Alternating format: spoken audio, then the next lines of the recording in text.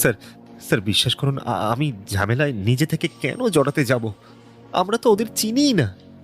তা অচেনা চারজন এসে হঠাৎ তোমাদের উপর চড়াও হলো? এই কি বলছো বলো তো?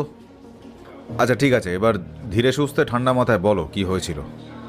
নেপাল ডিস্ট্রিক্ট পুলিশের প্রথম ঘরের মেঝেতে তখনও ফোঁটা ফোঁটা রক্ত ঝরছে কনুইয়ে জড়ানো কাপড়টা থেকে। আমার জমির উপর একটা ছোট খামার বানানোর চিন্তা করছিলাম কয়েক মাস ধরেই। এও আমারই বাড়ির পাশের লোক।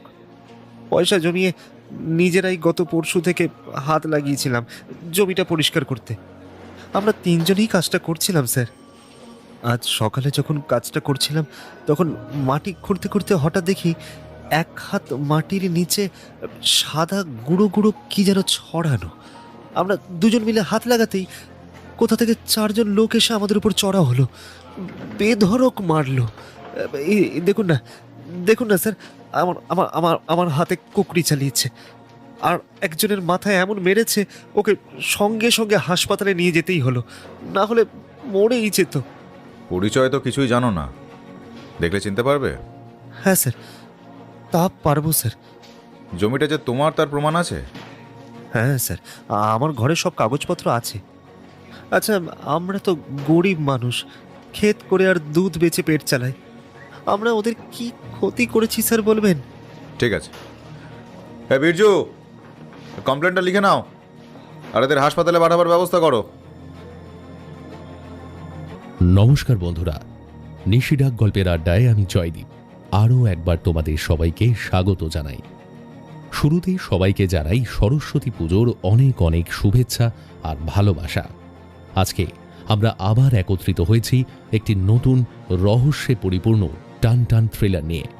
সুলেখক অর্ঘ্যদীপ ঘোষালের কলমে আজকের গল্প দেবদত্ত সূত্র।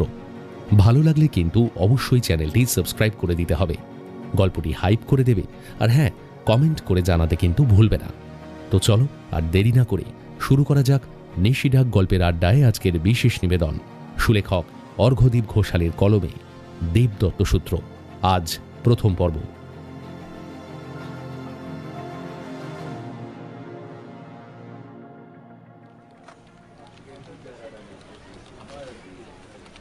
বারোই জুন সকাল 10টা, সিকিম পুলিশ হেডকোয়ার্টার।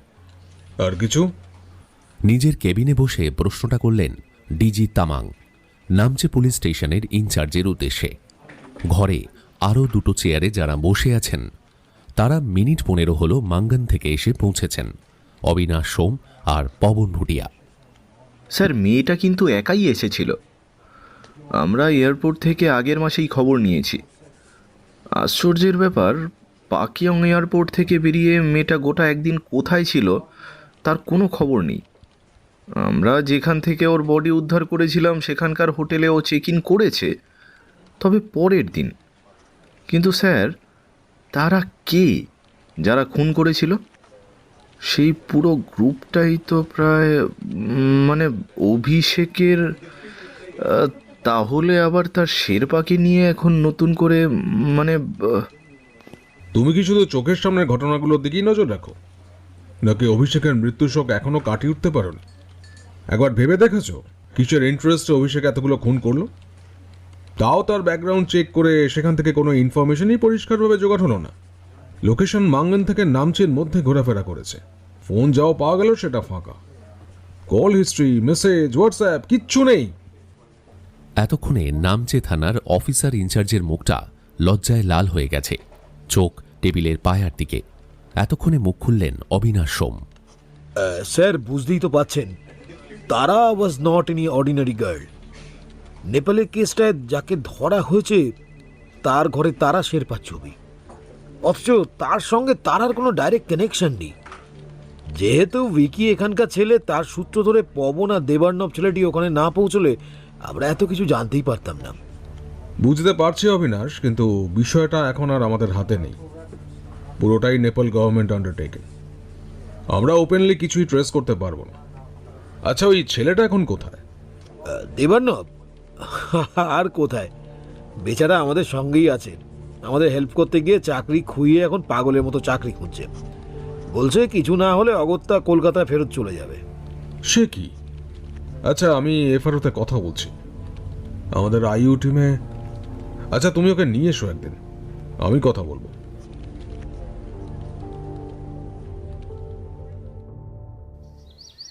বিকেল 4:30।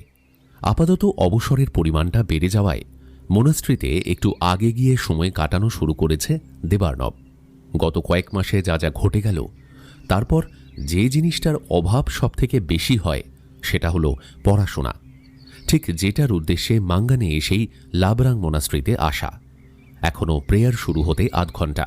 শান্ত মনে প্রেয়ার হলের ভিতরে অবলোকিতেশ্বরের মূর্তির দিকে তাকিয়ে বসেছিল। আলোচনা শুরু হলো প্রার্থনার পর। আচ্ছা গুরুজি, তিব্বতে বৌদ্ধ ধর্ম বলতে অনেকে কেবল তন্ত্রচর্চার কথাই ভাবে, কিন্তু এর কারণটা কি? তিব্বতে বৌদ্ধ ধর্মকে বলা হয় বজ্রযান বৌদ্ধ ধর্ম। তাকে আবার তান্ত্রিক বৌদ্ধ ধর্ম নামেও ডাকা হয়। এই ধর্মে নারীর ভূমিকা গুরুত্বপূর্ণ, যে কারণে বজ্রযান বৌদ্ধ ধর্মের প্রতীক হল বজ্র এবং ঘণ্টা, যা পুরুষ এবং নারীর চরিত্রের প্রতীক, যা আবার আধ্যাত্মিক এবং বস্তুবাদী জগতের প্রতীক। বজ্রযান বৌদ্ধ ধর্মের আর একটা প্রতীক হল মরার মাথা বা খুলি। নারীর উপস্থিতি যদি যৌনতা এবং জীবনের প্রতীক হয়, তবে খুলির উপস্থিতি চিহ্নিত করে হিংসা এবং মৃত্যুকে। ভয়ানক।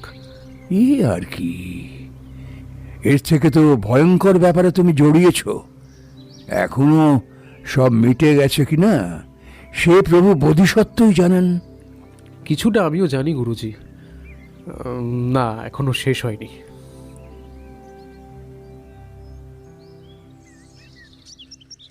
সেদিন মাথার উপরে রোদের তাপমাত্রাটা একটু বেশি উত্তপ্ত করে দিয়েছিল গাড়ির ছাদটাকে। সিন্ধুলি থেকে ত্রিভুবনের দিকে যেতে যেতেই কমলা নদীর স্রোতের হালকা আওয়াজ কানে আসছিল প্রত্যেকেরই। তিন দিকের পাহাড়ের উপর থেকে যেন ধেয়ে আসা সবুজের স্রোত আরও গভীর হতে শুরু করেছে।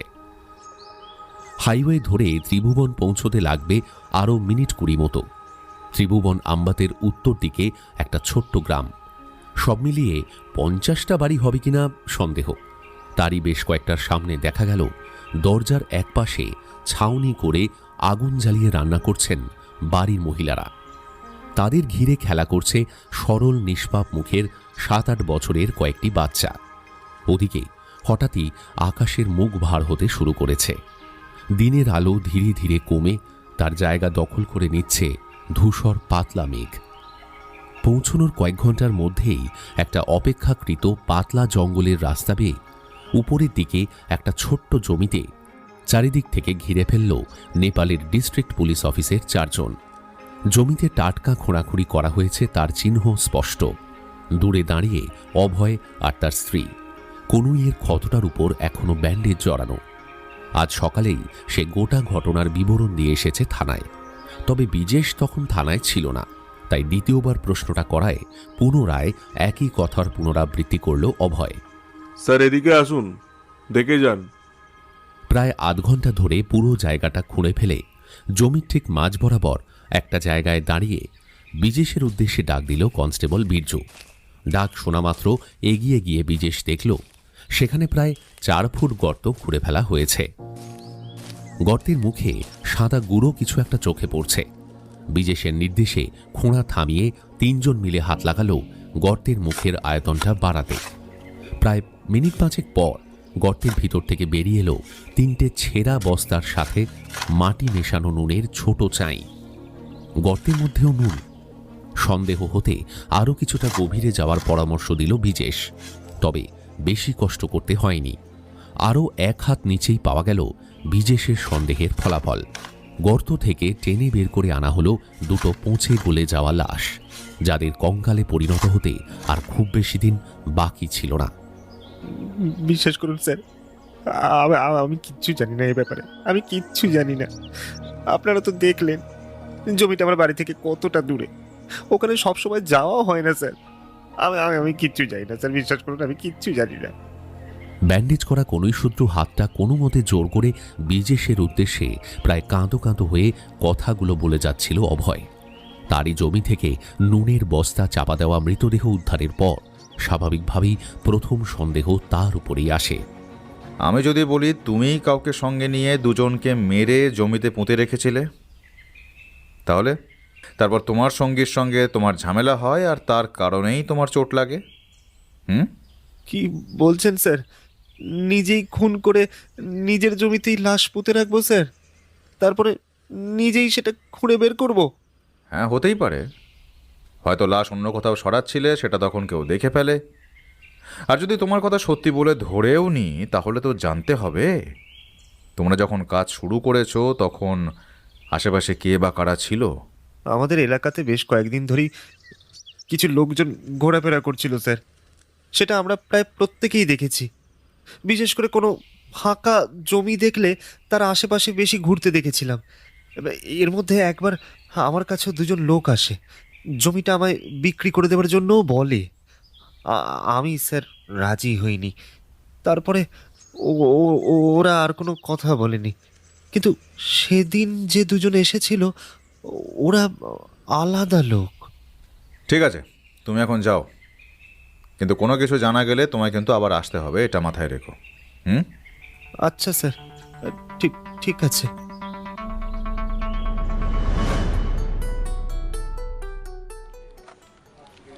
13ই জুন, ডিস্ট্রিক্ট পুলিশ হেডকোয়ার্টার, সকাল 10টা। তারা শেরপার ব্যাপারে কি জানলে?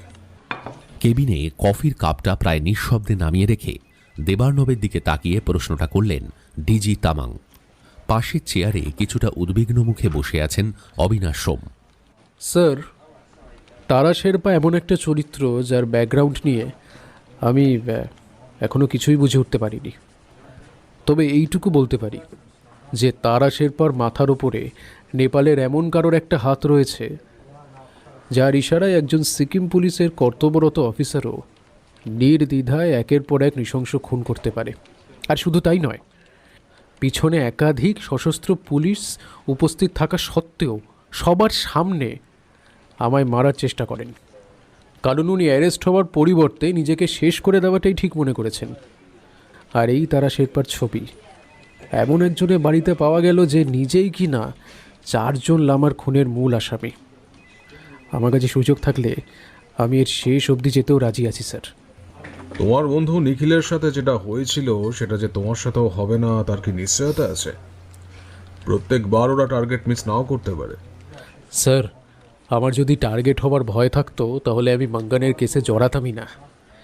সেই ভয় থাকলে নেপালে চলে যেতাম না স্যার আমি। অবশ্যই পবন স্যার আমাকে প্রচুর সাহায্য করেছেন এ ব্যাপারে, না হলে আমার একার ক্ষমতা আর কতটুকু আপনি বলুন যে সবটা আমি একা করতে পারবো। এখন তো তার উপরে আরও একটা চিন্তা, মানে মাথাটা কিছুটা নিচু করে একটা দীর্ঘশ্বাস ছাড়ল দেবার্ণব। মুহূর্তের মধ্যে দেবার্ণবের অজান্তে চোখাচোখি হল অবিনাশবাবু আর ডিজি তামাংয়ের মধ্যে। ক্ষমতা থাকলে তাহলে তুমি এই কেসে আবার ইনভলভ হবে বলছো? ভুরু দুটোকে যতটা সম্ভব কাছাকাছি এনে দ্রুত মুখটা পুনরায় উপরের দিকে তুলে তাকালো দেবার্ণব। হ্যাঁ হ্যাঁ হ্যাঁ, আমি বিভৎস লাশগুলো নিজের চোখে দেখেছি স্যার। নেপালের বীর হসপিটালে একটা একটা মাথা কেটে নেওয়া ধরও দেখেছি আমি সামান্য সুযোগ পেলে আবারও যাব স্যার। আর আমি নিশ্চিত এই ঘটনাগুলো এখনও চলবে, আরও মানুষ মরবে আর আরও লাশ উদ্ধার হবে। তুমি ভুলে যাচ্ছ নেপাল ভারত সরকারের আওতায় আসে না। সম্পূর্ণ আলাদা দেশ, আলাদা সরকার, আলাদা নিয়ম, আর আমরা প্রত্যেকেই সেই নিয়ম মেনে চলতে বাধ্য। কোনো উত্তর না দিয়ে একভাবে তাকিয়ে বসে রইল দেবার্ণব। কাপটা হাতে তুলে বাকি কফিটা শেষ করে এবার সশব্দে সেটা টেবিলের উপর নামিয়ে রাখলেন ডিজি সাহেব। কয়েক মুহূর্ত পুরো কেবিনটা নিঃশব্দ থাকার পর পুনরায় মুখ খুললেন তিনি। যদিও আমাদের এমন কিছু কাজ করতে হয়, এমন কিছু বিষয় ইনভলভ হতে হয় যার খবর কোনো দিনই সাধারণ মানুষের কাছে পৌঁছয় না। আমাদের এমন কিছু সংগঠনের প্রয়োজন হয় যাদের খবর বা পরিচয় হাতে গোনা কয়েকজনের কাছে থাকে কেবলমাত্র। বিকি ছিল মাঙ্গানের ছেলে যে খুন হয় নেপালে। তার খুনের কেসটা তো রিওপেন করাই যায়, তাহলে তোমারও আবার নেপাল যাওয়ার সুযোগ হয় এবং এইবার অফিসিয়ালি আমাদের আইইউ টিমের সদস্য হয়। ঠিক কিনা অবিনাশ?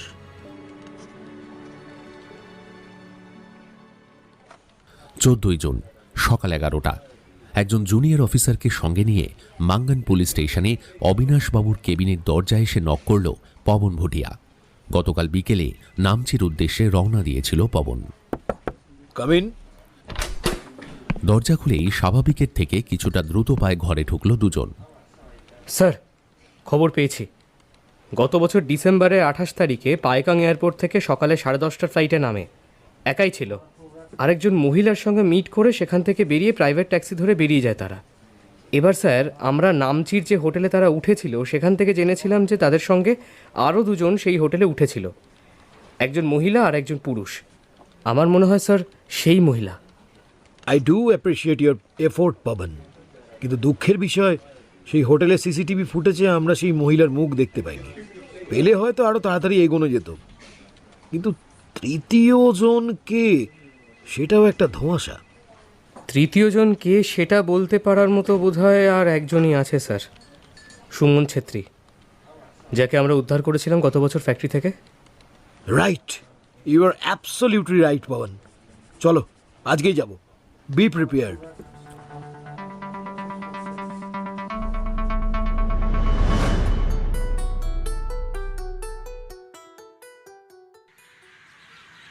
সকাল 12:30। বাড়িতে নয়, বরং মাউন্টেনিয়ারিং ইনস্টিটিউটে পাওয়া গেল সুমনকে। ইনস্টিটিউটে বসেই কথা হলো। ওই দুজনের ব্যাপারে আমিও খুব বেশি কিছু জানি না স্যার। আপনারা নিশ্চয়ই জানেন, আগের বছর নভেম্বরে নিতেশ ভিকির থেকে একটা বড় অ্যামাউন্টের ড্রাগ চুরি করে, তারপরে সেটা বিক্রি করার জন্য উঠে পড়ে লাগে। সেই সূত্রে তারার সাথে যোগাযোগ হয়। নামচিতে যে হোটেলে ও আর প্রিয়া গিয়েছিল ওখানেই ওদের ডিলটা হওয়ার কথা হয়। আমরা পাশের একটা হোটেলে রুম নিয়েছিলাম। তারপরে তারার সাথে যে দুজন এসেছিল তাদের সাথে বোধহয় নিতেশের ঝগড়া হয়। কোনো কারণে সেটা চরমে পৌঁছায়। যদিও নিতেশ বলেছিল ওরা নিতেশকে হুমকি দিয়ে পুরো স্টকটাই জোর করে নিয়ে যাওয়ার চেষ্টা করবে। নিতেশ এমনি নেশাগ্রস্ত অবস্থায় ছিল, সঙ্গে আর্মড। দুপক্ষ থেকেই নাকি গুলি চলে। নিতেশের গুলিতে তারা মারা যায়। প্রিয়া রুমের বাইরে ছিল, গুলির আওয়াজ শুনে আমাদেরকে ফোন করে। কিন্তু আমরা যখন গেছি তখন দেখলাম নিতেশের হাতে চোট লেগেছে, আর পাশে দেখি অজ্ঞান হয়ে পড়ে আছে প্রিয়া। আমরা খুব ভয় পেয়ে গিয়েছিলাম স্যার। কোনো উপায় না পেয়ে গাড়িতে বডিটা তুলে নিয়ে গিয়ে ওই খাদের ধারে। পরে জেনেছিলাম ওই লোকটা নাকি নিতেশের সাথে কন্ট্যাক্ট করেছিল এই ডিলটার জন্য। আর ওই মহিলা যে তারার সঙ্গে এসেছিল, তাকেও আমরা কেউ চিনি না স্যার। তবে নিতেশ বলছিল কথায় কথায় বেরিয়ে এসেছিল ও তারার পরিচিত। তারা যখনই এদেশে এসেছে উনি নাকি তারার লোকাল গার্জিয়ান এবং গাইড। তাকে দেখলে চিনতে পারবে? চিনতে পারার প্রয়োজন নেই স্যার, আমার কাছে ফটো আছে। নিতেশই লুকিয়ে তুলেছিল।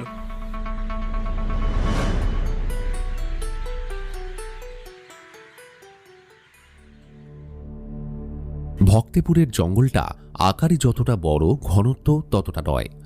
বড় গাছের সারির মধ্যে দিয়ে প্রত্যেক দিনই সূর্যের আলো খুব সহজেই জঙ্গলের মাটি স্পর্শ করে। তাই সেই মাটিতে মানুষের স্পর্শ পড়ে বহুদিন ধরেই। ইদানিং অবশ্য মানুষের যাতায়াত বেশ কিছুটা বেড়ে গেছে, আর সেটা কেবল সূর্যের আলো থাকাকালীন নয়, অন্ধকার রাত্রেও। ঠিক যেমন আজ এই অন্ধকারে প্রায় নিস্তব্ধ জঙ্গলে শোনা যাচ্ছে মানুষের পদশব্দ। তবে সেটা সংখ্যায় একাধিক। দুজন মিলে তৃতীয় জনকে প্রায় টেনে হেঁচড়ে নিয়ে যাচ্ছে, যার চোখের অন্ধকারের পরিমাণটা অন্য দুজনের থেকে বেশি। একটা কালো কাপড়ে তার চোখ দুটো বাঁধা। বেশ কিছুক্ষণ চলার পর তৃতীয় জনের চোখের কালো কাপড় ভেদ করে যেন কিছুটা আলো দেখা দিল, আর হঠাৎই তার হাত দুটো ছাড়া পেল। কিছু বুঝে ওঠার আগেই তার চোখের উপর থেকে কাপড়টা সরে গেল। এবার আবার তাকে টেনে একটা ছোট্ট সিঁড়ি দিয়ে নিচে নিয়ে যাওয়া হলো। এতক্ষণ সামনে দুটো জ্বলন্ত মশালের আগুনে যে একতলা একটা কাঠের বাড়ি দেখা যাচ্ছিল, এবার তার নিচে দেখা গেল আরও একটা বড় ঘর। সেখানে সারা দেওয়াল জুড়ে ঝুলছে ছোট বড় নানা আকারের থাঙ্কা, আর সারা ঘরে জ্বলতে থাকা অসংখ্য মোমবাতি। সামনে একটা উঁচু টেবিলের উপর রাখা কিছু খাবার। সেই ঘরে এতক্ষণ পর্যন্ত শব্দ বলতে একজনের চিৎকার, সাথে কান্না মেশানো গলার আওয়াজ। এখন তার সাথে মিশেছে ঘরের আরেক প্রান্ত থেকে ধাপে ধাপে নেমে আসা আরেকটা সিঁড়ির উপর আর একজনের পায়ের আওয়াজ। শুনে মনে হয় আওয়াজটা খড়মের। কয়েক সেকেন্ডের অপেক্ষা, তারপরে সদ্য দুহাত ছাড়া পাওয়া ব্যক্তির কান্নার আওয়াজ বাড়তে শুরু করল। ছিটকে গিয়ে সদ্য নিচে নেমে আসা আগন্তুকের পায়ের সামনে প্রায় শুয়ে পড়ে কাঁদতে শুরু করল সে। আগন্তুকের হাতের ইশারায় সামনে দাঁড়ানো দুজনের একজন এগিয়ে গেল সেই টেবিলটার দিকে। সেখানে শায়িত লাল কাপড়ে মোড়া কিছু একটার দিকে নির্দেশ করে আছে আগন্তুক।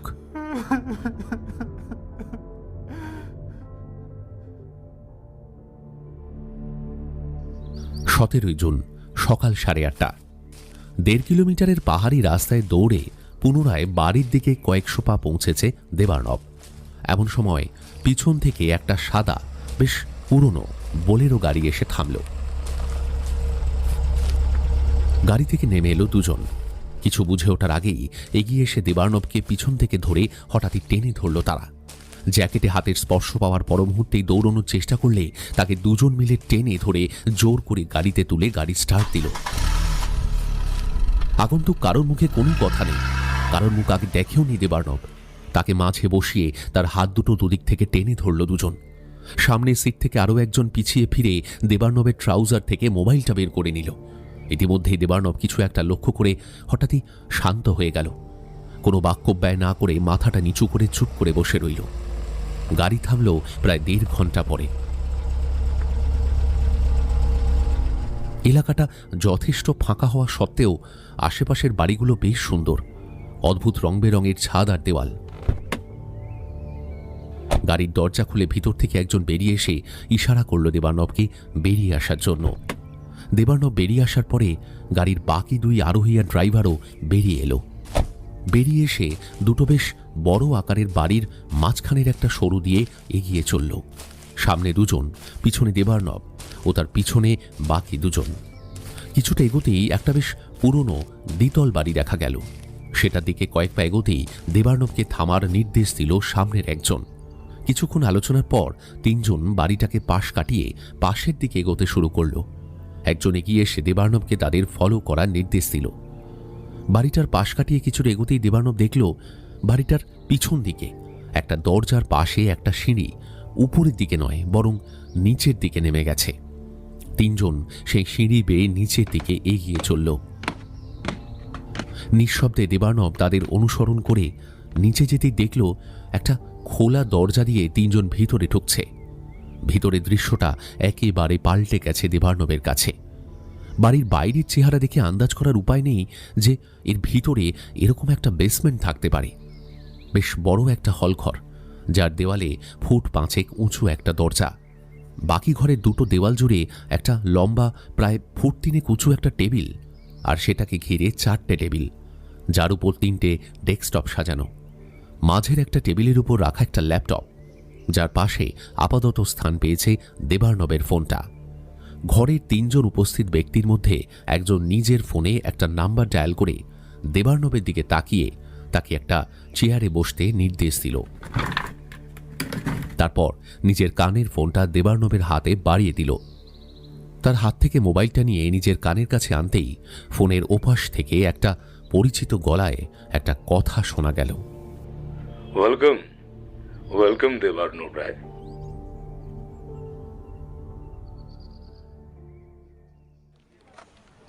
18 জুন সকাল 11:30।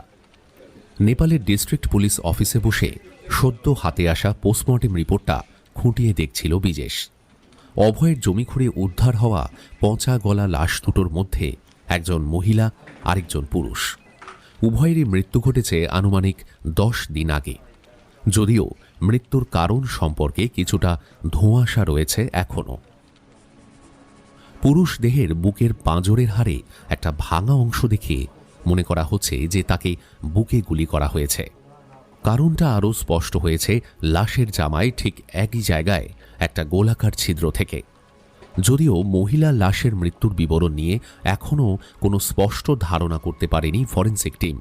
সেখান থেকে 3 জনের একটা টিম পুনরায় ঘটনাস্থলের দিকে রওনা দিল। যেখানে মাটি খুঁড়ে লাশ দুটো বেরিয়েছিল তার আশেপাশের চত্বর থেকে প্রথমে খোঁজ নিতে হবে কোনো মহিলা বা পুরুষ সম্প্রতি নিখোঁজ হয়েছে কিনা।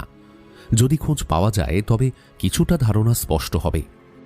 কিন্তু প্রায় ঘণ্টা তিনেক সময়ে চলে যাওয়ার পরেও তেমন আশানুরূপ কোনো খবর পাওয়া গেল না।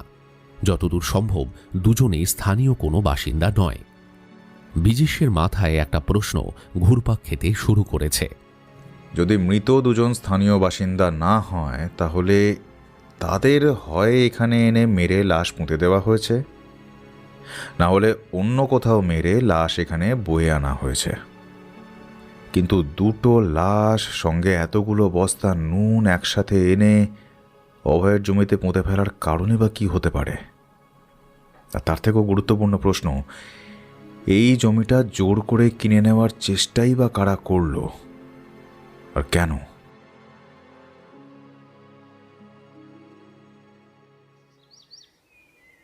বিকেল 5টা নাগাদ পুলিশ স্টেশনের দিকে গাড়ি ঘোরানোর আগে বিজেশ কিছুক্ষণ সময় কাটিয়ে এসেছে অভয়ের বাড়িতে। ডিস্ট্রিক্ট পুলিশ অফিসে ঢুকতে যখন প্রায় মিনিট 15 বাকি, তখন ড্রাইভারের পাশের সিটে বসা বিজেশের ফোনটা বাজতে শুরু করল। নাম্বারটা অচেনা। স্যার, আমি নগরকোট ব্যাংকের সামনে থেকে কথা বলছি। আজ সকালে এখানে একজনের লাশ পাওয়া গেছে। বিভৎস অবস্থা স্যার। প্লিজ আপনারা একবার এদিকে আসুন। কপালে চিন্তার ভাঁজটা আরও গভীর হয়ে গেল বিজেশের। একেই একটা কেস নিয়ে সবে তদন্ত শুরু করেছে, তার মধ্যে আবার একজন। বিরক্ত হয়ে ড্রাইভারকে লোকেশন বলে দিল বিজেশ। ফোনটা তার হাতেই ধরা রইল। ঘটনাস্থলে পৌঁছে দেহ উদ্ধার করতে সময় কেটে গেল প্রায় কয়েক ঘন্টা। অপরিচ্ছন্ন মুখের উপর অগোছালো দাড়ি গোফে চেনার উপায় ছিল না পুলিশ সমেত ঘটনাস্থলে উপস্থিত কারোরই। মৃত ব্যক্তির পরনে একটা সাদা জামা, নিচে একটা আধময়লা বাদামি রঙের ট্রাউজার। কাঁধের কাছ থেকে বুক বরাবর প্রায় কোমরের কাছ পর্যন্ত গভীর কাটা দাগ। সম্ভবত কোনো ধারালো অস্ত্র দিয়ে কোনাকুনি কেটে ফেলা হয়েছে। হাত আর পা পরীক্ষা করে দেখা গেল সেখানে রক্ত জমাট বেঁধে আছে। সম্ভবত মারার আগে তাকে কোথাও বেঁধে রাখা হয়েছিল। প্রচণ্ড বিরক্ত আর অস্থির দেখাচ্ছিল বিজেশকে। বডিটা পোস্টমর্টেমে পাঠানোর ব্যবস্থা করে আর পুলিশ অফিসে নয় বরং বাড়ির দিকে রওনা দিল সে। এই সময়ে অপর প্রান্তে ঘটল আরও একটা ঘটনা। ওসাকা প্রিফেকচারাল পুলিশ হেডকোয়ার্টার্সের একটা বিলাসবহুল কেবিনে জাপান পুলিশ বিভাগের দুজন অফিসার বসে কথা বলছিলেন। তাদের সামনের টেবিলের অপর প্রান্তে বসে থাকা সম্ভবত সিনিয়র কোনো অফিসারের সাথে। টেবিলের উপর ছড়ানো কয়েকটা প্রিন্ট করা ছবি, তার পাশে ল্যাপটপে খোলা একটা নিউজ আর্টিকেল। ছবিগুলো বিভিন্ন দিক থেকে তোলা একটা মৃতদেহের, আর নিউজ আর্টিকেলটা সেই মৃতদেহ সংক্রান্তই। দুজন অফিসারের মুখে কিঞ্চিত হাসি থাকলেও টেবিলের অপর প্রান্তে বসা অফিসারের মুখটা বেশ কিছুটা চিন্তিত, যেন কিছু একটা অসন্তোষের আভাস পেয়েছেন তিনি।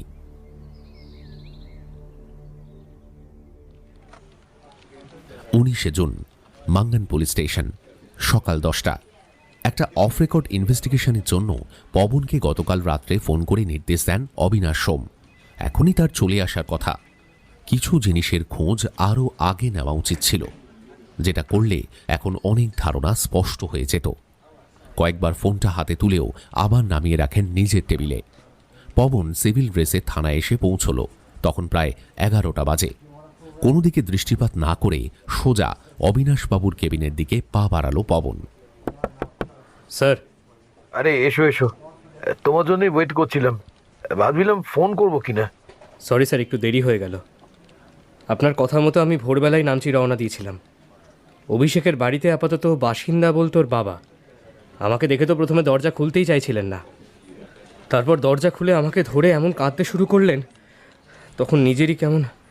যাই হোক, ওর রুম সার্চ করে তো খুব বেশি কিছু পেলাম না, তবে ওর ঘরটা এক ঝলক দেখে মনে হয় যেন মনাস্ট্রির ঘর।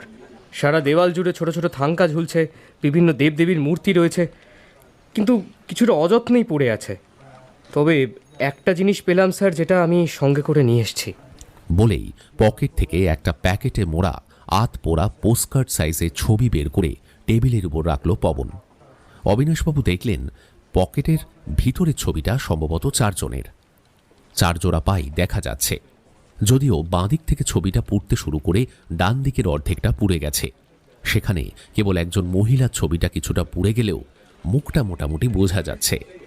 অবিনাশবাবুর ভুরু দুটো আরও কাছে চলে এলো ছবিটা দেখে। ঘাটটা বাঁদিক থেকে কিছুটা বেঁকিয়ে ছবিটা দেখার পর হঠাৎ যেন কিছু একটা মনে পড়ার ভঙ্গিতে মুখ তুলে সোজা পবনের দিকে তাকালেন। কিছু বলার আগেই পবন উত্তর দিল, এক্স্যাক্টলি স্যার, সুমন ছেত্রীর ফোনে আমরা এই ছবিটা প্রথম দেখেছিলাম।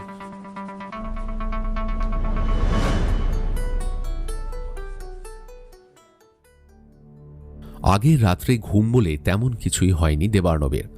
সকাল থেকে কালকের প্ল্যানটা নিয়ে আলোচনা চলছে। সকালে এখানে আসার পর ডিজি তামাংয়ের গলাটা শোনার পর বিষয়টা অনেকটাই স্পষ্ট হয়ে গেছিল দেবার্ণবের কাছে।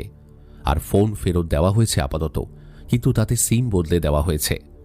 তার বেশ কয়েকটা ছবি তুলে তিনজনের একজন সেই ছবি দিয়ে দেবার্ণবের পরিচয়পত্র বানাচ্ছে, তাও একটা নয়, একাধিক। গতকালই ধরে নেওয়া যেতে পারে তার নতুন দফায় ইন্টারভিউ হয়ে নতুন জয়েনিং হলো, কিন্তু এক্ষেত্রে তার কাজটা যে ঠিক কী সেটা এখনও স্পষ্ট হয়নি তার কাছে। আপাতত দিন সাতেক তাকে এখানেই থাকতে হবে। এক্ষেত্রে বলা যেতে পারে এটা একরকম গ্রুমিং।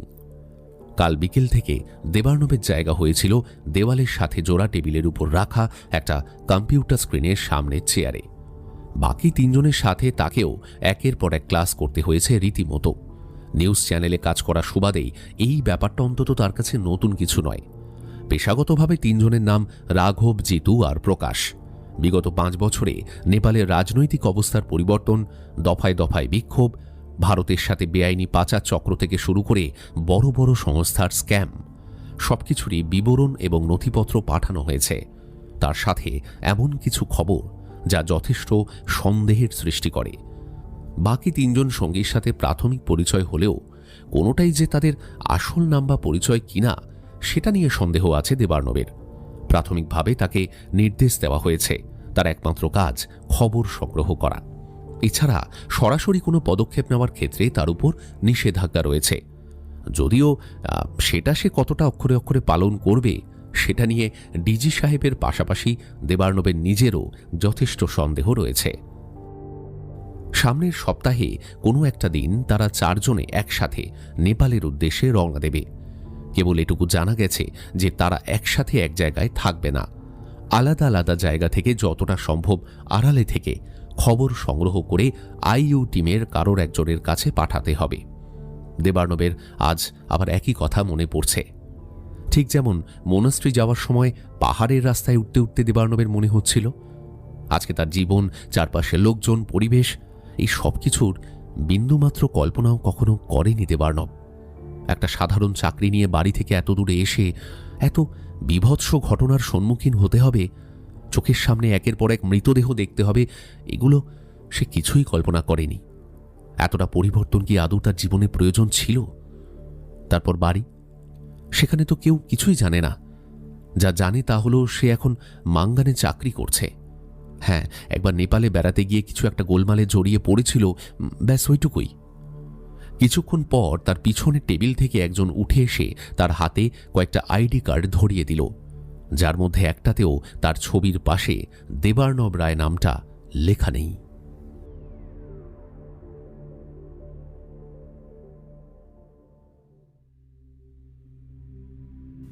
বডি পোস্টমর্টেমে যাওয়ার পর থেকে বিজেশের মনে একটা সন্দেহ কিছুতেই যাচ্ছিল না। এই মুখটা ভীষণ চেনা লাগছিল বিজেশের। সন্দেহের অবসান ঘটলেও আক্ষেপের পরিমাণটা বেড়ে গেল ঠিক 3 দিন পর। পোস্টমর্টেম রিপোর্টের ছবি বলছে যিনি মারা গেছেন সে নিজেও অনেক কুকর্মের সাথে জড়িত ছিল। যে মানুষটা নিজের প্রতিহিংসা চরিতার্থ করতে সমাজের সবথেকে উঁচু স্তরের সম্মানিত কয়েকজনকে নৃশংসভাবে খুন করেছিল, যে মানুষটার খোঁজে উদ্ভ্রান্তের মতো খোঁজ চালাচ্ছিলেন গত 2 মাস ধরে। রিপোর্টে মৃত ব্যক্তির কোনো পরিচয় না দেওয়া থাকলেও তাকে চিনতে অসুবিধে হয়নি বিজেশের। রিপোর্টের ছবিটা বীর হাসপাতাল থেকে পালিয়ে যাওয়া, প্রায় 2 মাস ধরে পুলিশের চোখে ধুলো দিয়ে লুকিয়ে থাকা ধীরঞ্জনের। দিনটা এখনও মনে আছে বিজেশের। 27 এপ্রিল। ধীরঞ্জন ধরা পড়ার পর ইন্টারোগেশনের সময় একটা চর খেয়ে চেয়ার থেকে মেঝেতে ছিটকে পড়েছিল। মুখ থেকে রক্ত বেরিয়ে এসেছিল। সেই অবস্থায় তাকে পুলিশের গাড়ি করেই সরকারি হাসপাতালে ভর্তি করে আসা হয়েছিল। প্রাথমিক চিকিৎসার পর জানা গেছিল বিষক্রিয়া। থানায় বসেই টক্সিকোডেনড্রামের একটা ক্যাপসুল খেয়েছিল কোনো সময়। দেহ থেকে বিষ বের করে আনার পরেও অত্যন্ত দুর্বলতার কারণে তাকে কয়েকদিন নজরে রেখে হাসপাতালে ভর্তি রাখার সিদ্ধান্তটাই বিজেশ নিয়েছিল।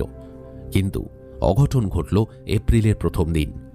জীবনের এখনো পর্যন্ত সবথেকে বড় এপ্রিল ফুলটা তার সাথেই করা হলো। নজরদারিতে থাকা সত্ত্বেও কেউ বা কারা ধীরঞ্জনকে হাসপাতাল থেকে তুলে নিয়ে যায়। আউটডোরের সিসিটিভি ফুটেজ বা অ্যাম্বুলেন্স নাম্বার কোনোটাই তেমন আশানুরূপ ফল দিতে পারল না। তারপরে প্রায় 15 দিন ধরে খোঁজ চালিয়েও ধীরঞ্জনের কোনো খোঁজ পাওয়া গেল না। আর ঠিক তার 2 দিন পরেই একটা অন্য কেস নিয়ে ব্যস্ত হওয়া মাত্রই তার দেহ পাওয়া গেল। পোস্টমর্টেম রিপোর্ট অনুযায়ী কোনো ধারালো অস্ত্র দিয়ে একেবারে তার বুক থেকে পেট পর্যন্ত কেটে ফেলা হয়েছে। পেটে কোনো খাবার বা পানীয়র কোনো রকম চিহ্ন পাওয়া যায়নি। হঠাৎ দেবার্ণবের কথা মাথায় এলো বিজেশের। ভাবতে ভাবতে তার সাথে ইন্টারোগেশন রুমে হওয়া ধীরঞ্জনের কথোপকথনও। ভাবতে ভাবতে আরও একজনের কথা মনে হলো বিজেশের। একটা না বলা নাম, একটা আড়ালে থাকা মানুষ যে নেপালের সাম্প্রতিককালের অন্যতম নৃশংস একাধিক হত্যাকাণ্ডের জন্য সাহায্য করেছিল ধীরঞ্জনকে। তন্দ্রাচ্ছন্ন অবস্থা থেকে ঘোর কাটিয়ে নিজের ডেস্কে পুরনো কেস হিস্ট্রি ঘাঁটতে ঘাঁটতে যা যা ইনফরমেশন জোগাড় করা হয়েছিল সেই সব আবার খুঁটিয়ে দেখতে শুরু করল বিজেশ।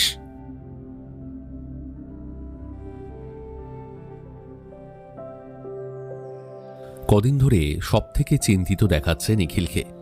তার শরীরের গুলির ক্ষতর, জায়গাটার দাগ এখনো পুরোপুরি মিলিয়ে যায়নি। কিন্তু সেটার থেকেও বেশি চিন্তা হয় দেবার্ণবের জন্য। সন্ধ্যায় অফিস থেকে ফেরার সময় কলেজের কথা মনে পড়ছিল নিখিলের। ক্লাস করে ফিরে সপ্তাহে অন্তত 3 দিন দেখা হতো দেবার্ণবের সাথে। ছোট্ট একটা ঘরে তাদের রিহার্সাল চলত। ইংলিশ নভেলের পাশাপাশি ঋত্বিক ঘটক পর্যন্ত কিচ্ছু বাদ দেয়নি তারা। পুরো দলটার প্রায় কেউই সেটাকে পেশা হিসেবে বেছে নেওয়ার কথা ভাবেও নি। দেবার্ণবের সেই সময়ে আরও একটা নেশা ছিল, বইয়ের নেশা। তবে বই পড়ার ক্ষেত্রে তার রুচিটা ছিল বেশ কিছুটা সীমাবদ্ধ, কেবলমাত্র গোয়েন্দা উপন্যাস আর গল্প।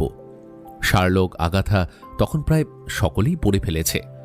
একদিন দেবার্ণব রিহার্সালে এসে চুপি চুপি নিখিলকে ডেকে নিয়ে গেছিল ঘরের এক কোণে।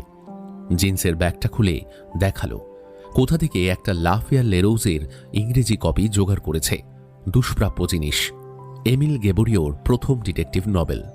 তারপরে এলো ক্রাইম জার্নাল পড়ার নেশা, যেটা অবশ্য তার পেশায় পরিণত হয়েছে, বা হয়েছিল বলা ভালো। সেখান থেকে সমস্ত কিছু বদলে গিয়ে কোন দিকে যে ঘুরে গেল ভাবতে অবাক লাগে নিখিলের। একই সময়ে তার থেকে বেশ কিছু কিলোমিটার দূরে বোধহয় একই কথাগুলো ভাবছিল আধো অন্ধকার ঘরটায় বসে দেবার্ণব। যে বাড়ির বেসমেন্টেই অফিস, যাকে এখানে সবাই ট্রেনিং রুম বলে, তার উপরের বাড়ির পিছন দিকের 2টো ঘরে তাদের থাকার ব্যবস্থা হয়েছে। 2টো ঘরে 2 জন করে থাকার ব্যবস্থা। ভাবনায় ছেদ পড়ল যখন তার হাতে একটা কভার ফাইল এসে ধরিয়ে দিল রাঘব। নিচে থেকে প্রিন্ট আউট করে আনা কিছু ডকুমেন্ট, কিছু খবরের কাগজের কাটিংয়ের প্রিন্ট, নিউজ আর্টিকেল আর কিছু ছবি। তার মধ্যে বেশ কিছু ছবি রাস্তার মধ্যে বিক্ষোভের, গেরুয়া পোশাকে সন্ন্যাসীরাও বিক্ষোভে সামিল। আবার কিছু ছবি রয়েছে বিভিন্ন জায়গায় দেখতে পাওয়া একই রকম কিছু গাড়ির। সন্ধে থেকে রাঘব আর দেবার্ণবের আলোচনা চলল প্রায় রাত 11টা পর্যন্ত।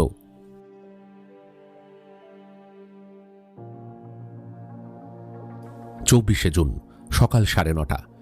বিগত কয়েকদিন ধরে অবিনাশ বাবু আর পবন আনঅফিসিয়ালি অভিষেক গরুগের বিষয়ে যতটা সম্ভব ইনফরমেশন জোগাড় করেছেন। এর মধ্যে আরও একবার তারা গ্যাংটকে গিয়ে ডিজি তামাংয়ের সাথে বৈঠকও সেরে এসেছেন। আর সেখানে জিজ্ঞাসাবাদের জন্য সুমন ছেত্রীকেও নিয়ে যেতে হয়েছে। এখন তাদের হাতে অত্যন্ত গুরুত্বপূর্ণ একটা প্রমাণ হিসেবে রয়েছে অভিষেকের ঘর থেকে পাওয়া একটা আধপোড়া ছবি। ছবির মধ্যে একমাত্র দৃশ্যমান মহিলার সাথে সুমনের মোবাইলের ছবি মিলিয়ে দেখা হয়েছে। কোনো ভুল নেই, 2 জন একই মানুষের ছবি। এই তদন্তের কাজে যুক্ত প্রত্যেকের কাছেই একটা বিষয় স্পষ্ট, অভিষেক তামাংয়ের সাথে নেপালের একটা কানেকশন ছিল। কিন্তু সেটা কি? সেটা এখন সবথেকে বড় প্রশ্ন। নামচিতে পোস্টেড থাকাকালে নিশ্চয়ই তার সাথে কোনো যোগাযোগ হয়েছিল সেই অজ্ঞাত পরিচয় মহিলার, আর সেই সূত্রে ধরে নেওয়া যায় তারা শেরপার সাথেও। কিন্তু সেক্ষেত্রে তারা শেরপা খুনের পরেও অভিষেক পুরো কেসটাকে ধামাচাপাই বা দিল কেন? আর নিজে কেসের সাথে জড়িত প্রায় প্রত্যেককেই খুনই বা করল কেন? কার নির্দেশে? সেও কি নেপালের সাথে কোনোভাবে জড়িত? দেখা যাক, বাকিটা ডিজি তামাংয়ের সাজানো নতুন টিমের উপর ছেড়ে দিতে হবে।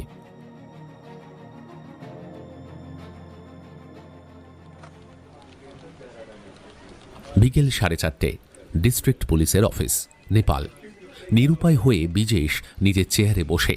নিরুপায় কারণ এখনও পর্যন্ত তার কার্যকলাপ বলতে কেবলমাত্র ত্রিভুবন ও তার আশেপাশের এলাকায় পুলিশ পোস্টিংয়ের ব্যবস্থা করেছে।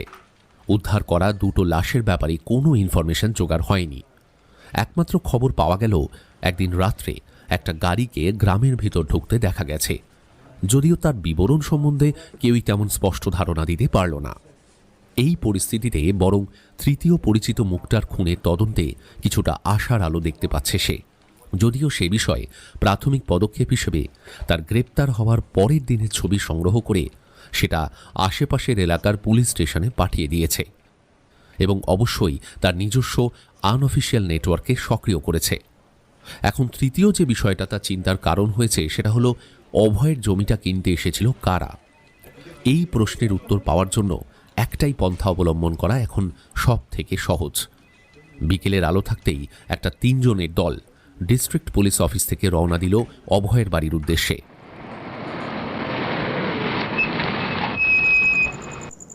অভয়ের ছোট্ট টিনের চালের ঘরের দরজায় টোকা পড়ল সন্ধে নাগাদ। ভিতর থেকে একজন মহিলা আর পুরুষের শঙ্কিত সমবেত কণ্ঠ শোনা যেতেই বাইরে থেকে বিজেশ নিজের পরিচয় দিল। কয়েক সেকেন্ড নিস্তব্ধতার পর দরজা খোলার আওয়াজ হলো। আচ্ছা, তোমার জমি যারা কিনতে এসেছিল তারা কি আবার এসেছিল? না না স্যার, আমার বাড়িতে তো আর আসেনি স্যার। কিন্তু ওই জমি থেকে দুটো মানুষের লাশ বেরোনোর পর ওরা এই গ্রামে এসেছিল বলে শুনেছি। কেন বলুন তো স্যার? কারণ তোমার আশেপাশে এবং গ্রামের বাইরেও আমার এমন কয়েকজনকে চাই যাদের প্রত্যেকের জমি আছে, তাদের সাথে কথা বলতে চাই। আমি কাল আবার আসবো। আচ্ছা, ঠিক আছে স্যার।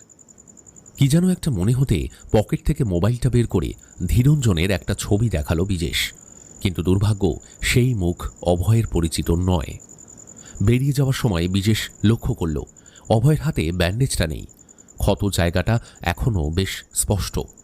তার পরিকল্পনার একটা ধাপ সম্পন্ন হলো।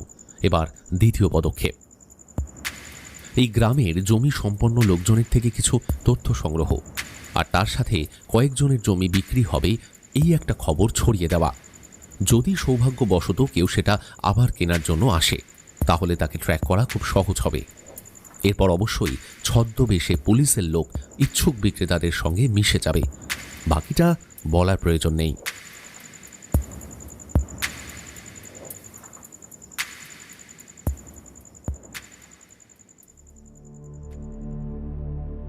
রাত 2টো। ঘণ্টাখানেক আগেই দেবার্ণব সহ গোটা টিমকে বেসমেন্টে জড়ো হতে বলা হয়েছিল। ফাইনাল মিটিংয়ের পরেই আধ ঘন্টার মধ্যে সেই রং বেরঙের দেওয়াল আর ছাদওয়ালা বাড়ির সামনে আবার একটা গাড়ি এসে দাঁড়িয়েছিল।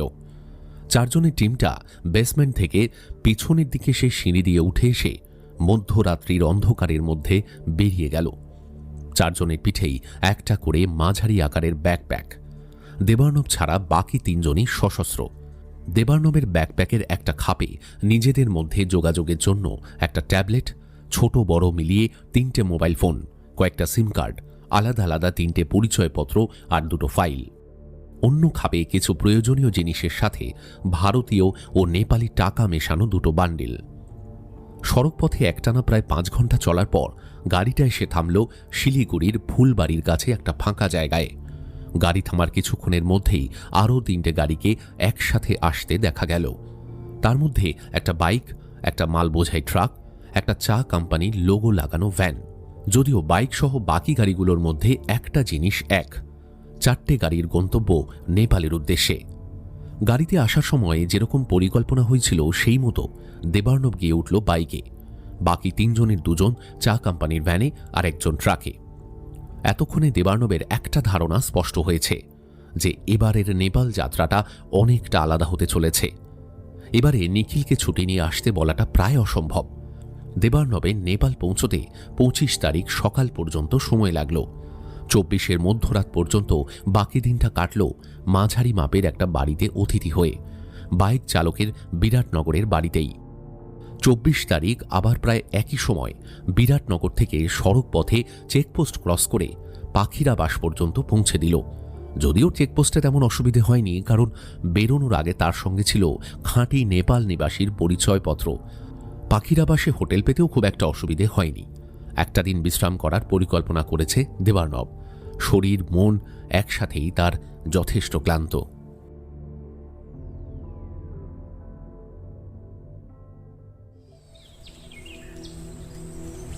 25শে জুন ভোর 4টে। নীলবারাহি জঙ্গলের ভিতরে তখন রাতের পরিবেশ পুরোপুরি পাল্টে যায়নি। আলো আর অন্ধকার দুটোই যথেষ্ট আবছা। জঙ্গলের ভিতর থেকে উত্তেজনায় হাঁপাতে হাঁপাতে সারা শরীরের যন্ত্রণাকে উপেক্ষা করে উদ্ভ্রান্তের মতো দৌড়ে পালানোর চেষ্টা করছেন বছর 30-এর এক মহিলা। তার ঠোঁটের কোণে এখনো চাপা রক্তের দাগ স্পষ্ট। ফিকে বাদামি রঙের চুলে জায়গায় জায়গায় মাটি লেগে রয়েছে। দুটো হাতের বিভিন্ন জায়গায় লম্বা কাটা দাগ। পোশাকের অবস্থাও তার শারীরিক অবস্থার সাথে যথেষ্ট সামঞ্জস্য বজায় রেখেছে, কিন্তু সেই দিকে মনোনিবেশ করার বিন্দুমাত্র সময় যেন তার হাতে নেই।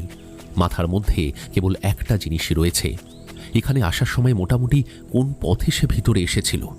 কারণ তার প্রাণ নিয়ে জঙ্গল থেকে বেরোনো খুব প্রয়োজন। তার প্রাণের সাথে জড়িত আরও অসংখ্য মানুষের বিপদের থেকে, প্রাণ সংশয় থেকে মুক্তি।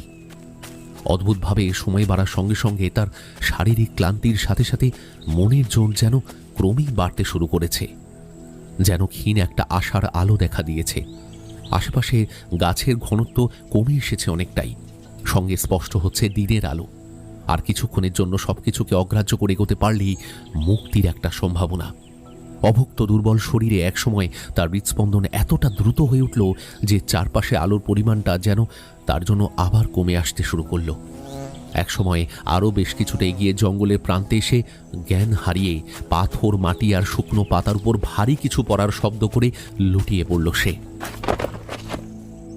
ঠোঁটের পাশ থেকে আরও কিছুটা রক্তে কয়েকটা শুকনো পাতা ভিজে গেল। বিকেল 5টা। কাঠমান্ডু থেকে কিছুটা বাইরের দিকে থাকার জন্য ভক্তপুরে একটা প্রায় ভেঙে পড়া ছোট্ট বাড়ির দোতলার একটা ঘরে আশ্রয় নিয়েছে দেবার্ণব। কাঠমান্ডুর আরও গা ঘেঁষে নিজেদের মধ্যে নির্দিষ্ট দূরত্ব বজায় রেখে রাঘব, জিতু আর প্রকাশ 3টে আলাদা জায়গায় পৌঁছে গেছে। নিজেদের মধ্যে যোগাযোগ হয়েছে একবারই। দেবার্ণব যে বাড়িতে রয়েছে তার বয়স কম করে 50 বছর হবেই।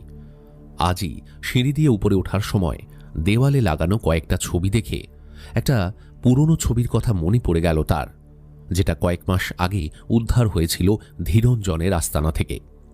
ছবির কথা মনে হতেই উপরের ঘরে গিয়ে প্রথমে টিমের বাকি সদস্যদের সাথে একটা বিষয়ে আলোচনা করে। কেসটা যার আন্ডারে ছিল তার নাম্বারও। সন্ধ্যার মুখে বাড়ি থেকে বেরিয়ে প্রথমেই লামা ধ্রুপদ আর লামা অধিরূপের কথা মনে হতেই অমিতাভ মোনাস্ট্রির দিকে একটা ভাড়া করা ক্যাব নিয়ে রওনা দিল দেবার্ণব। অবশ্য এখন পরিচয় না দিলে তাকে শনাক্ত করা মুশকিল। নিখিলের সাহায্য ছাড়াই নিজের পরিচয় গোপন রাখাটা শিখে নিতে হয়েছে তাকে। গাড়িতে যেতে যেতে মনে মনে কয়েকটা নাম ভাবতে ভাবতে ফোনের নোটপ্যাডে কয়েকটা নামকে পরপর লিখে তাদের মধ্যে একটা যোগসূত্রের অস্পষ্ট ধারণা তৈরি করে নিচ্ছিল। অভিষেক গুরুংয়ের সাথে যোগাযোগ, তারা শেরপার মৃত্যু, সেখান থেকে অভিষেকের হাতে হওয়া মাঙ্গানে পরপর কয়েকটা খুন, তাদের তদন্তে জড়িয়ে পড়ে ভিকির খুন, যার যোগাযোগ রয়েছে 2 মাস আগে নেপালে ঘটে যাওয়া 4 জন লামার বীভৎস হত্যার সঙ্গে। হত্যাকারীর ঘরে তারা শেরপার ছবি, পাশে আরও একজনের ছবি, যার সাথে হুবহু সাদৃশ্য রয়েছে আরও একজনের ছবি তারই ব্যাগের সামনের ফাইলে। অর্থাৎ প্রথমে অভিষেক থেকে শুরু করে এই অজ্ঞাত পরিচয় ব্যক্তির মধ্যে একটা ব্রিজের আভাস পাওয়া যাচ্ছে। ফোনটা বন্ধ করে গাড়িতে সিটে মাথা হেলিয়ে চোখ বন্ধ করল দেবার্ণব। চোখ খুলল প্রায় আধ ঘন্টা পরে সেই পরিচিত ঢালু রাস্তার মুখে। যেখান থেকে পাহাড়ের ঢালের রাস্তাটা বেয়ে কিছুটা উপরে উঠলেই পড়বে অমিতাভ মোনাস্ট্রির বড় গেটটা, যেটা সম্ভবত বন্ধ, কিন্তু তার পরিচয় হয়তো একবার হলেও খোলা হবে। হলো তাই। একটা অপরিচিত মুখকে দেখে মোনাস্ট্রি দর্শনের সময় বলে দিয়ে দরজা বন্ধ করে দিতে যাচ্ছিলেন একজন গার্ড। দেবার্নব নিজের পরিচয় দিয়ে লামা ধ্রুপদের কাছে নির্দেশ পাঠানোর অনুরোধ করল। প্রায় 10 মিনিট একই জায়গায় দাঁড়িয়ে অপেক্ষা করার পর তাকে ভিতরে যাওয়ার নির্দেশ দিল। নিজের শয়নকক্ষ থেকে বেরিয়ে এসে অবাক দৃষ্টিতে কিছুক্ষণ তাকিয়ে রইল আগন্তুকের দিকে। গার্ডের বলা নামের সাথে যেন মুখটা কিছুতেই মেলাতে পারলেন না তিনি, কিন্তু একটা শান্ত কণ্ঠে তার উদ্দেশ্যে প্রণাম জানানোর পর গলাটা কিছুটা চেনা লাগল। টুপি আর দাড়িগোফের গোছাটা খোলার পরে যখন কেবল থুতনির কাছে ছোট করে ছাটা দাড়ির দেখা পাওয়া গেল, তখন একটু আশ্চর্য হওয়ার পাশাপাশি আপনা থেকে মুখে একটা হাসি দেখা দিল লামা ধ্রুপদের। বাইরে বাক্য ব্যয় না করে দেবার্নবকে শয়নকক্ষের দিকে নির্দেশ করে এগিয়ে গেলেন তিনি। দেবার্নবের অনুরোধে লামা অধিরূপকেও খবর পাঠানোর নির্দেশ দিলেন তিনি।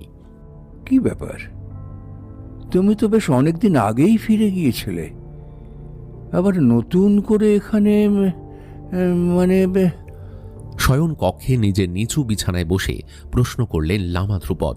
কথোপকথন শুরু হওয়ার মধ্যেই লামা অধিরূপ এসে দাঁড়িয়েছে ঘরের সামনে। ফিরে আসতেই হলো গুরুজি। সবটা যে শেষ হয়েও হয়নি।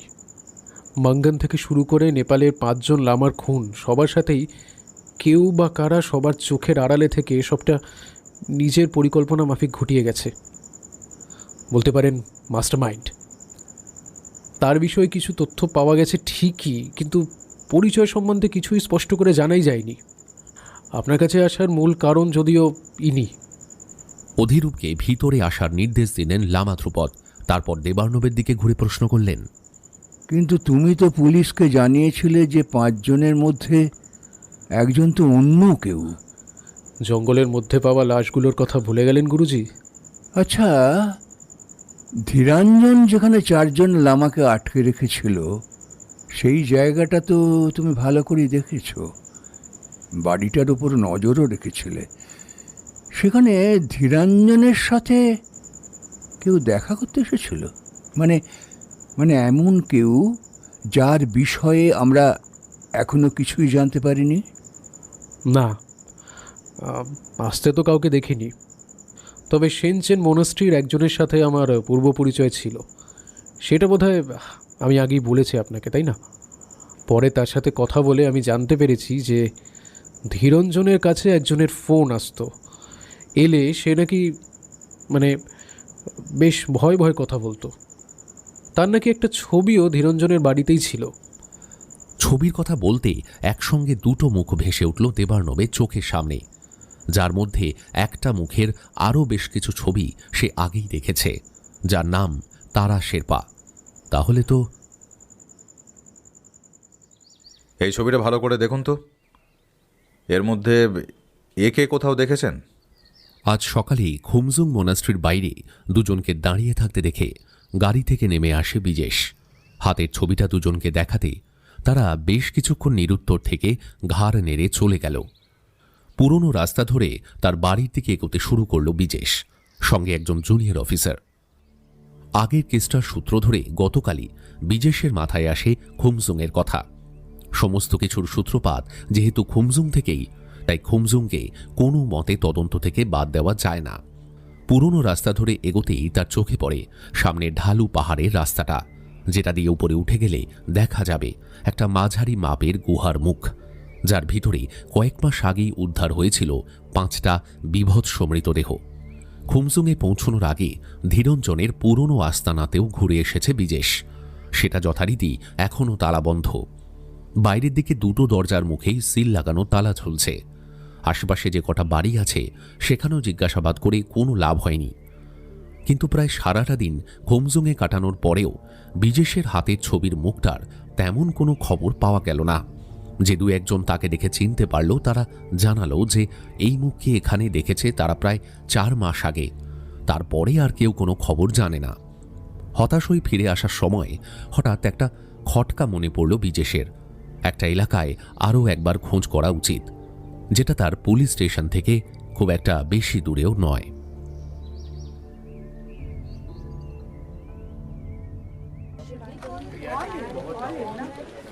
26শে জুন বিকেল 5টা। ট্যুরিস্ট পুলিশ ডিপার্টমেন্ট থেকে বিজেশ শেরপার কাছে ফোন এসেছিল দুপুরের দিকে। বিকেলে বীর হাসপাতালের বাইরে বিজেশের গাড়ি এসে পৌঁছেছে মিনিট 10 আগে। ডিপার্টমেন্টের একজন অফিসারের সাথে দোতলার করিডোরে দাঁড়িয়ে কথা বলছিল বিজেশ। আপনারা খবর পেলেন কি করে? থিমির কাছে নীলবারাসি জঙ্গলের ধারে প্রায় রাস্তার কাছে পড়েছিলেন মহিলা। স্থানীয় দুজন দেখতে পায়। প্রথমে তারা ভেবেছিল যে মহিলা সম্ভবত মৃত, কিন্তু কাছে যেতেই ক্ষীণ শ্বাস প্রশ্বাসের শব্দ পেয়ে তারা মহিলাকে নিয়ে ওখানকার একটা মেডিকেল শপে যায়। মেডিকেল শপ থেকেই আমাদের ফোন করে জানানো হয় একজন ফরেন টুরিস্ট অত্যন্ত অসুস্থ অবস্থায় রয়েছেন। দুজন স্থানীয় বাসিন্দা তাকে তুলে এনে দোকানে হাজির করেছে। আপাত দৃষ্টিতে বোঝা যায় তিনি এদেশীয় নন। আমরা তাকে উদ্ধার করে গতকাল রাত্রে এখানে ভর্তি করেছি। জ্ঞান না আসা পর্যন্ত তো আর কিছুই জানা যাচ্ছে না। যে দুজন এনাকে উদ্ধার করেছে তাদের জিজ্ঞাসাবাদ করে কিছুই জানা যায়নি। আইসিইউ এর দিকে একবার তাকিয়ে দুজনে করিডোরের সিঁড়ির দিকে পা বাড়ালেন।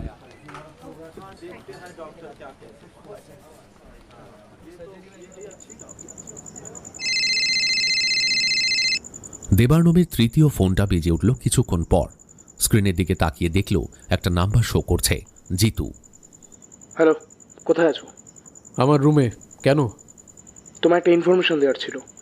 নেপালের লাশ মার্ডার কেসের যে প্রধান সাসপেক্ট ধীরঞ্জন নাকি ভর্তি হবার কদিন পরেই সেখান থেকে পালিয়ে যায়। তার খোঁজে আমি বীর হাসপাতালে এসেছিলাম খবর নিতে। এসে একটা নতুন খবর পেলাম।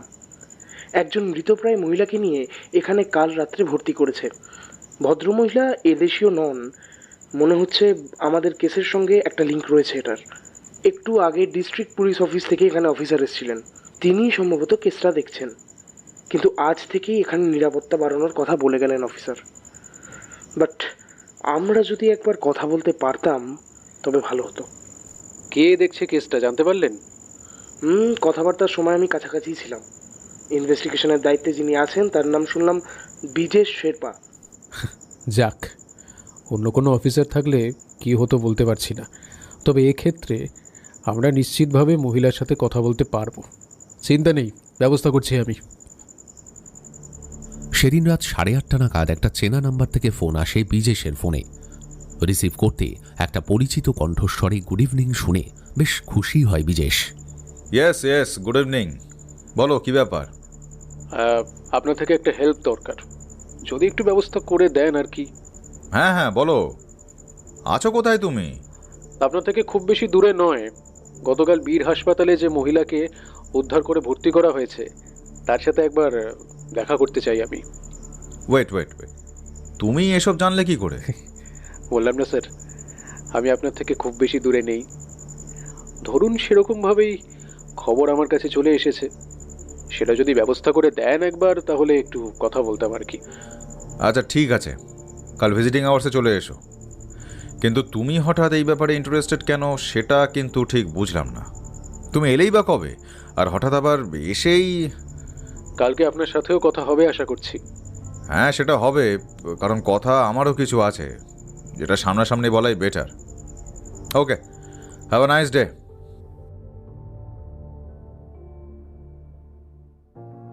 অন্ধকার হাতড়ে বেড়াতে বেড়াতে কিছু একটা যেন বিজেশের হাতে ঠেকছে।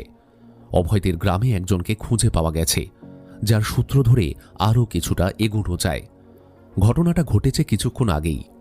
গ্রামের মধ্যে আর চারপাশের এলাকায় নিজস্ব জমি আছে এমন কিছু লোককে জোগাড় করে তাদের সাথে একটা আলোচনা কদিন আগেই করে এসেছিল বিজেশ।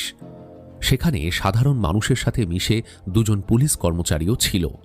আজ সকালেই তাদেরই একজনের থেকে ফোন আসে বিজেশের ফোনে। খবর পাওয়া যায় আবার একজনকে তারা পাকড়াও করেছে, যে গতকাল সন্ধ্যায় গ্রামের আরেকজনের বাড়িতে আসে জমি কেনার কথা বলতে।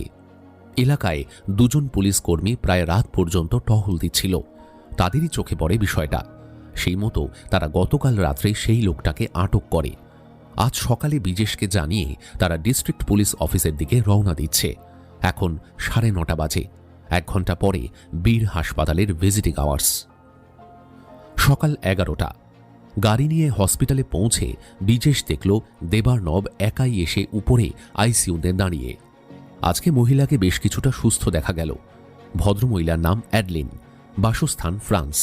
ল্যাম্বার্ট এম এর লেখা একটা বই পড়ে তার নেপালে ও সেখানে বসবাস করা বৌদ্ধ সন্ন্যাসীদের সম্বন্ধে কৌতূহল হওয়ায় তিনি নেপাল ভ্রমণে আসেন। তিনি পেশায় সাংবাদিক, কিন্তু নেপাল পৌঁছনোর পরে থিমিতে স্থানীয় কয়েকজন বাসিন্দাদের কাছে একজন মধ্যবয়স্ক লামার খোঁজ পান, যিনি বর্তমানে অদ্ভুতভাবে বেশ কিছু জায়গায় আলোচনার বিষয় হয়ে উঠেছেন, যিনি নিজেকে স্বয়ং বুদ্ধের পুনর্জন্ম বলে দাবি করেন। কিছু কিছু অনুন্নত এলাকায় যথেষ্ট জনপ্রিয় হয়েছেন। এতটা খবর জোগাড় করার পরেই বিজেশ এসে আইসিইউতে প্রবেশ করল। পুলিশের অনুরোধেই দুজনকে একসাথে থাকার অনুমতি দিতে বাধ্য হলেন হাসপাতাল কর্মচারীরা। তাই বাকি কথোপকথন যা হলো সেটা বিজেশের উপস্থিতিতেই। তার সারমর্ম কিছুটা এরকম: ভদ্রমহিলা স্থানীয় বাসিন্দাদের কাছ থেকে খবর নিয়ে পোকরার উদ্দেশ্যে যাত্রা করেন, কিন্তু ভাগ্য সহায় হল না। পৌঁছনোর পরে জানতে পারলেন যার খোঁজে পোকরা আসা তিনি এখানে নেই, কিন্তু তার একটা আশ্রম রয়েছে পোকরাতে। সেখানে তার কিছু শিষ্য রয়েছে, তাদের সাথে কথা বলা যেতে পারে, যদিও তার পরিচয়টা কেবল বর্ণনা ভিত্তিক। তাকে আলাদা আলাদা নামে জানেন সাধারণ মানুষ। সেই খোঁজ পাওয়ার পরে পোকরার আশ্রমে গিয়ে হাজির হন অ্যাডলিন। প্রথম দিন তাকে সেখানেই থাকার ব্যবস্থা করে দেয় শিষ্যরা। আশ্রমটা আকারে বেশ বড়, অন্তত ৩০-৩৫ জন একসাথে থাকার মতো, তবে বর্তমানে ১০-১২ জনের বেশি থাকে না। দ্বিতীয় দিন সকালে প্রার্থনা হলো। তারপর সেই শিষ্যদের মধ্যে কয়েকজন অনুরোধ করে আরও কয়েকদিন তাকে থেকে যাওয়ার জন্য। তাতে মোটামুটি রাজিও হয়ে যায় অ্যাডলিন। কিন্তু তারপর কিছু অদ্ভুত ঘটনা নজরে পড়ে অ্যাডলিনের। সাধারণত কোনো আশ্রম বা মনাস্ট্রিতে সাধারণ মানুষ থেকে বড় মাপের প্রতিষ্ঠিত লোকজন সকলেই আসে, কিন্তু এক্ষেত্রে কেবলমাত্র সমাজের উচ্চ স্তরের ধনী ব্যক্তিদের আনাগোনাই বেশি। আর তারা বেশিক্ষণের জন্য আসেনও না। আসার পরে কিছুক্ষণ কয়েকজনের সাথে আলোচনার পরেই তারা বেরিয়ে যান, আর বেরোনোর সময় প্রত্যেকের হাতেই একটা উপহার সামগ্রী সঙ্গে করে নিয়ে যান। অধিকাংশ ক্ষেত্রেই সেটা হয় থাঙ্কা। আর তাই অ্যাডলিনকেও অনুরোধ করা হয় যে কটা দিন তিনি আশ্রমে থাকবেন সেই দিনগুলো তিনি যেন তার মোবাইল ফোনটা বন্ধ রাখেন। সবথেকে অদ্ভুত বিষয়টা হলো কোনো শিষ্য কোনো আধুনিক যন্ত্র ব্যবহার করে না, মোবাইল তো নয়। আরও একটা অদ্ভুত বিষয় এই যে অন্যান্য বৌদ্ধ মঠ বা মোনাস্ট্রিতে বোধিসত্ত্ব ছাড়াও আরও অনেকের মূর্তি, ছবি বা থাঙ্কা থাকে, কিন্তু এক্ষেত্রে তার কিছুই নেই, কেবল সেই মধ্যবয়স্ক গুরুর ছবি আর সিদ্ধার্থ গৌতমের বিভিন্ন ভঙ্গিতে দাঁড়ানো বা বসে থাকা মূর্তি। এরপর সমস্যার সূত্রপাত হয় তার পরের দিন। ঠিক একই রকম দুজন শিষ্য বা ভক্ত এসে হাজির হয় গাড়ি নিয়ে, তাদের সঙ্গে দুজন গার্ড। তাদের সাথে আলাপ করানোর জন্য অ্যাডলিনকে বাইরে আসার জন্য অনুরোধ করা হয়। অত্যন্ত স্বাভাবিকভাবেই তাদের সাথে আলাপ করানো হয় অ্যাডলিনকে। সেদিন অ্যাডলিন আশ্রমের বাকি সদস্যদের সাথে কথা বলে নিজের ইনফরমেশন জোগাড় করার জন্য, কিন্তু প্রত্যেকের মধ্যেই একটা ভীত সন্ত্রস্ত ভাব লক্ষ্য করে। তবে আশ্রমে যে অর্থের আগমন প্রচুর ঘটে সেই নিয়ে সন্দেহ নেই। গুরুর নাম কেবলমাত্র জানা যায় পাঞ্চেন দর্জে। আশ্রমের প্রেয়ার হলে তার বেশ কিছু ছবি রয়েছে। তার মধ্যে কিছু ছবি দেখলে মনে হয় তিনি দীর্ঘদিন তপস্যায় মগ্ন ছিলেন। নেপালের তো বটেই, সাথে বিদেশের কিছু ছবিও দেখা যায় সেখানে। তার এই আশ্রমের বাসগৃহ দেখে অদ্ভুত লাগে অ্যাডলিনের। একজন সন্ন্যাসীর পক্ষে এরকম চূড়ান্ত বিলাসবহুল জীবনযাপন যেন কিছুতেই সহজে মেনে নেওয়া যায় না। সেদিন রাত্রেই এই নিয়ে বেশ কিছু তথ্য সংগ্রহ করে নোট করে অ্যাডলিন। পরের দিন প্রায় ভোরবেলায় দুজন শিষ্য এসে তার দরজায় টোকা দেয়। ভিতর থেকে দরজা খোলা শব্দ হতেই শিষ্যরা বলে যে গুরুজিকে আপনার বিষয়ে জানানো হয়েছে, তিনি আপনার সঙ্গে দেখা করতে চান। সেই মতো আশ্রমে দুজনের সাথে তাকে কাঠমান্ডু পাঠানো হবে। সেই মতো ঘণ্টাখানেকের মধ্যেই তৈরি হয়ে দুজন শিষ্যর সাথে বেরিয়ে যায় অ্যাডলিন। বাইরের গাড়িটা দেখে তার কেমন চেনা মনে হয়, তাও কোনো রকম প্রতিবাদ না করেই গাড়িতে উঠে বসে। প্রায় 2 ঘন্টা গাড়ি চলার পর অদ্ভুত কিছু অনুভূতি হয় অ্যাডলিনের। দূরত্ব অনুযায়ী তাদের গাড়িতে যেতে সময় লাগা উচিত প্রায় 6 ঘন্টার বেশি, কিন্তু 2 ঘন্টা পেরোনোর পরেই সামনের সিটে বসা একজন শিষ্যর কথা বা আচরণ দেখে মনে হয় আর বেশিক্ষণের রাস্তা বাকি নেই। কিছুক্ষণ কোনো প্রতিক্রিয়া না দিয়ে অপেক্ষা করার পর একসময় গাড়ি থেমে যায়। কৌতূহল বশত তারা ঠিক কোথায় যাচ্ছে সেই প্রশ্ন করে অ্যাডলিন।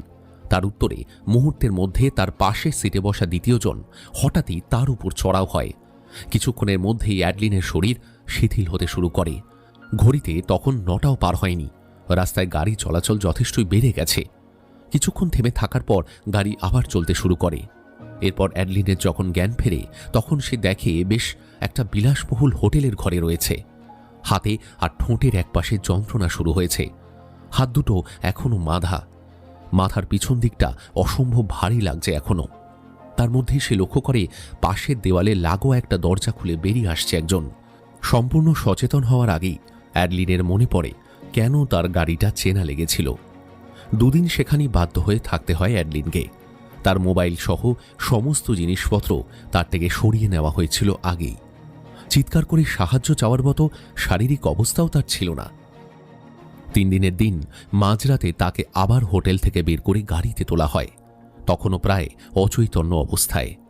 জ্ঞান যখন ফেরে তখন ভোরের আলো ফুটতে শুরু করেছে, যদিও তার সচেতন হওয়ার ব্যাপারে কেউ কিছু আন্দাজ করতে পারেনি।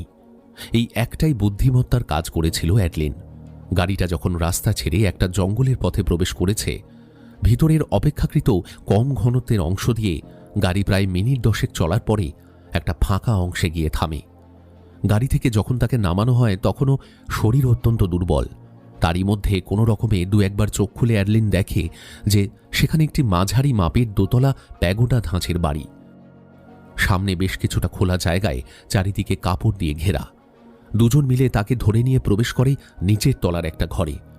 এরপরে প্রায় 7 দিন ধরে চলে তার উপর শারীরিক নির্যাতন। সে সময়ে যে মুখটা তার চোখের সামনে প্রত্যেকবার আসে সেই মুখে ছবি রয়েছে প্রোকরার আশ্রমের প্রেয়ার হলের দেওয়ালে, যার খোঁজে তার পোকরায় আসা। অ্যাডলিনের থেকে সমস্ত বিবরণ জানার পরে অসম্ভব রকমের ঘেন্নায় মুখ চোখ লাল হয়ে উঠেছে দেবার্ণবের।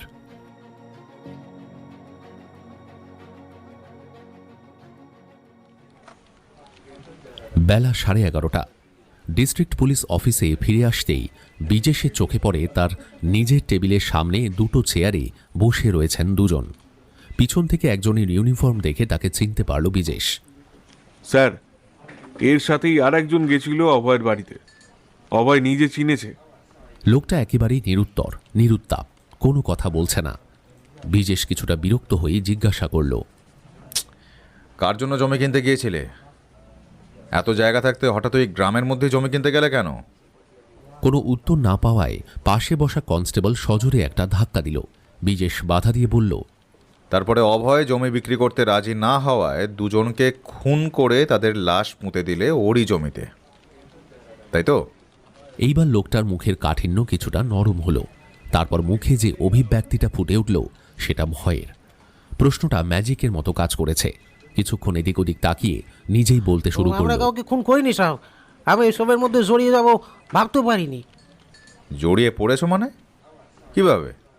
পুনরায় নিঃশব্দ। এবার বিজেশের নির্দেশেই কনস্টেবল লোকটাকে চেয়ারে তুলে লকআপের দিকে ধাক্কা দিতে দিতে এগিয়ে নিয়ে যেতে শুরু করল।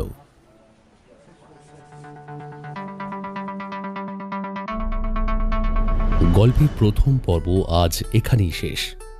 কেমন লাগছে বন্ধুরা? অবশ্যই কিন্তু কমেন্ট করে জানাবে।